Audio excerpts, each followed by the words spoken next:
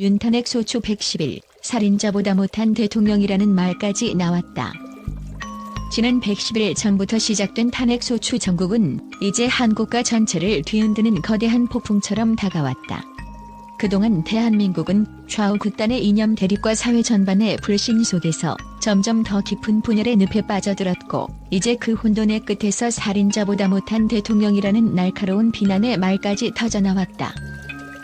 110일 전 탄핵 소추의 불씨가 당초 조용히 타오르기 시작했을 때는 누구도 이날이 이렇게 극단적인 상황으로 번질 것이라 예측하지 못했다. 그러나 시간이 지날수록 정치권의 분열과 대중의 불안은 폭발적인 긴장을 야기했다. 그 결과 최근 한 온라인 커뮤니티에서는 살인자보다 못한 대통령이라는 충격적인 표현이 퍼지면서 사회 각계 각층에 큰 파장을 불러일으켰다. 특히 지난 1월 서울 서부지방법원에서 벌어진 사건은 그야말로 현장을 생생하게 증명해준다. 한밤중 법원 정문과 후문을 향해 맹렬히 덮친 지지자들은 유리창을 깨뜨리고 소화기를 휘둘러 법원 내부를 난장판으로 만들었다. 그들은 장은경 부장판사의 이름을 외치며 분노의 도가니에 빠졌고, 그 결과 경찰과의 격돌은 피할 수 없이 폭력 사태로 비화되었다. 이러한 장면은 마치 한 편의 스릴러 영화처럼 생생하게 현장을 재현하며 국민들로 하여금 경악과 슬픔을 동시에 자아내게 했다. 이와 함께 여러 도시에서는 지속되는 집회와 시위로 인해 도시 곳곳이 혼란에 빠졌다. 한남동의 관저 앞에서는 매일같이 대규모 집회가 이어졌고, 이 과정에서 몇몇 시민은 극단적인 선택에 이르러 자신의 몸에 불을 붙이며 사망하는 비극적인 사건이 발생하기도 했다. 당시의 현장은 연기와 불길, 그리고 분노의 찬 함성 소리로 가득 찼으며, 그 모습은 뉴스 화면을 통해 전 국민에게 생생하게 전달되었다. 탄핵 정국에 대한 극단적 정서가 확산되면서 일부 보수와 진보 성향의 정치인들 역시 날카로운 발언을 쏟아냈다. 전한길 전 강사와 김민전 의원, 박지원 의원 등은 각각 자신들의 지지층을 겨냥한 선동적 언사를 내놓으며 갈등의 불씨를 더욱 키웠다. 이들 중 일부는 헌법재판소 재판관에 대한 공개적인 압박 발언을 서슴지 않았고, 그 과정에서 살인자보다 못한 대통령이라는 표현이 등장하면서 국민의 분노는 극에 달했다. 전문가들은 이러한 사태를 두고 정치 지도자들이 현 상황을 타개하기 위한 합리적 판단을 내려야 할 시점이라고 경고한다.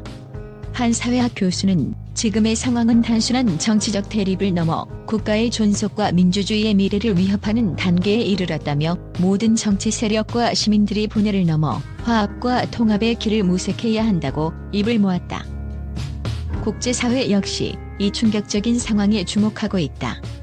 영국 이코노미스트 산하 이코노미스트 인텔리전스 유닛이 최근 발표한 민주주의 지수 2024 보고서에서 한국은 단 7.75점에 머무르며 10계단이나 하락한 모습이 드러났다.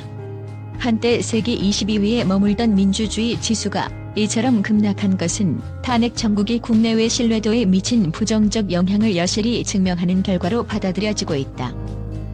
또한 언론과 뉴미디어의 역할도 빼놓을 수 없다. 검증되지 않은 가짜뉴스가 빠르게 확산되면서 국민들 사이에 혼란을 가중시켰고, 일부 언론 매체와 인터넷 채널은 분열을 조장하는 자극적 보도를 내놓았다. 보수 성향의 일부 언론은 극우 유튜버와 손잡고 음모론을 퍼뜨리며 국가의 위기를 더욱 심화시키는 데 일조했다.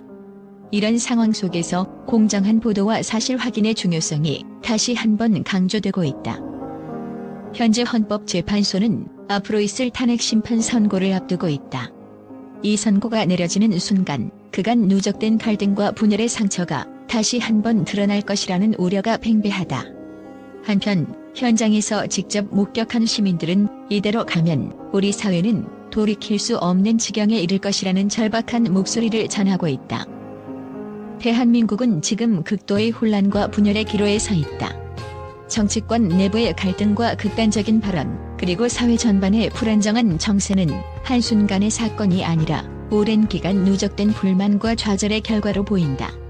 이러한 상황에서 국민들은 단순히 한 정치인을 비난하는 데 그치지 않고 국가 전체의 미래와 민주주의의 본질에 대해 다시 한번 깊이 고민해야 할 때이다.